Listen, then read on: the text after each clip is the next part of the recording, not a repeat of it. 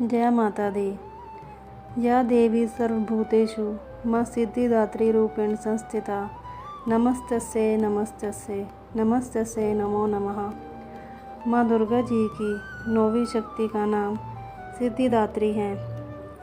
ये सभी प्रकार की सिद्धियों को देने वाली हैं। नवरात्र पूजन के 9वें दिन इनकी उपासना की जाती है।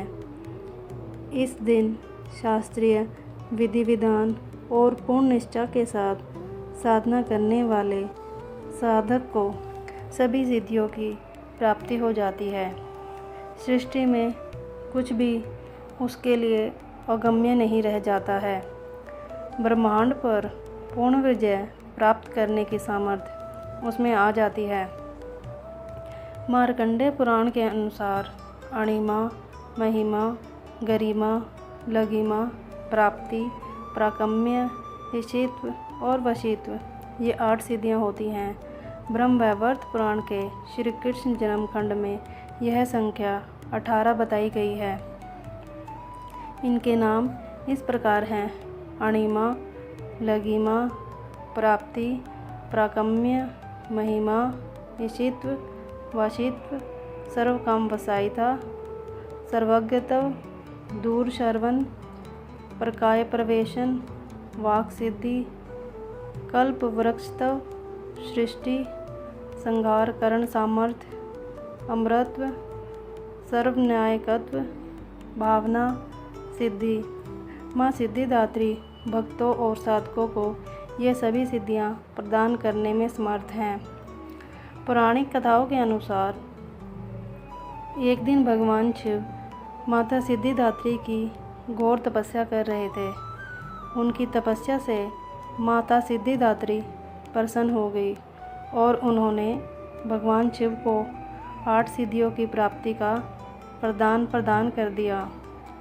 इस वरदान के फलस्वरूप भगवान शिव का आधा शरीर देवी के रूप में परिवर्तित हो गया। इसके बाद से भगवान शिव को अर्धनारीश्वर का नाम प्राप्त हुआ। शिवजी का यह रूप संपूर्ण ब्रह्मांड में पूजनीय है।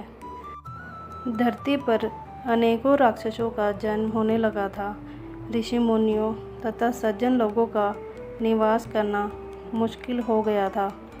इसी बीच जब पृथ्वी पर महिषासुर नामक दैत्य के अत्याचारों की अति हो गई थी, तब उस दानव के अंत हेतु सभी देवतागण भगवान शिव तथा विष्णु जी से सहायता लेने पहुँचे।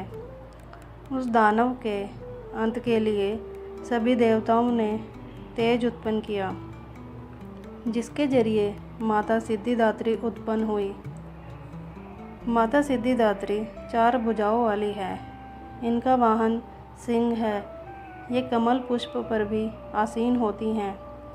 इनकी दाहिनी तरफ के नीचे वाले हाथ में कमल पुष्प है। प्रत्येक मनुष्य का यह कर्तव्य है कि वह माँ सिद्धिदात्री की कृपा प्राप्त करने का निरंतर प्रयत्न करे, उनकी आराधना की ओर अग्रसर हो। इनकी कृपा से अनंत दुख रूप संसार से निर्लिप्त रहकर सारे सुखों का भोग करता हुआ वह मोक्ष को प्राप्त कर सकता है। नवदुर्गाओं में माँ सिद्धिदात्री अंतिम है। अन्य 8 दुर्गाओं की पूजा उपासना शास्त्रीय विधि विधान के अनुसार करते हुए भक्त दुर्गा पूजा के 9वें दिन इनकी उपासना में प्रवृत्त होते हैं। इन सिद्धिदात्री माँ की उपासना पूर्ण कर लेने के बाद भक्तों और साधकों की लौकिक पारलौकिक सभी प्रकार की कामनाओं की पूर्ति हो जाती है। माँ सिद्धिदात्री के कृपा पात्र भक्त के भीतर कोई ऐसी कामना शेष बचती ही नहीं है जिसे वह पूर्ण करना चाहे। वह सभी सांसारिक इच्छाओं, आवश्यकताओं और स्पृहाओं से ऊपर उठकर मानसिक रूप से माँ भगवती के दिव्य लोकों में विचरण करता हुआ उनके कृपा रस पीयूष का निरंतर पान करता हुआ विषय भोग शून्य हो जाता है। माँ भगवती का परम सानिध्य ही उसका सर्वस्व हो जाता है। इस परम पद को पाने के बाद उसे अन्य किसी भी वस्तु की आवश्यकता नहीं रहती। माँ के चरणों का यह सानिध्य प्राप्त करने के लिए हमें निरंतर नियमनिष्ठ रहकर उनकी उपासना करनी चाहिए। माँ भगवती का स्मरण, ध्यान, पूजन हमें इस संसार की असारता का बोध कराते हुए वास्तविक परम शांतिदायक अमृत पद की ओर ले जाने वाला है।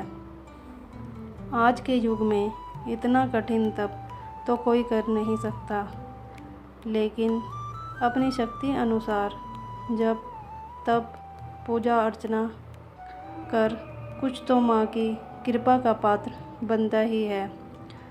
प्रत्येक सर्वसाधारण के लिए आराधना सरल है।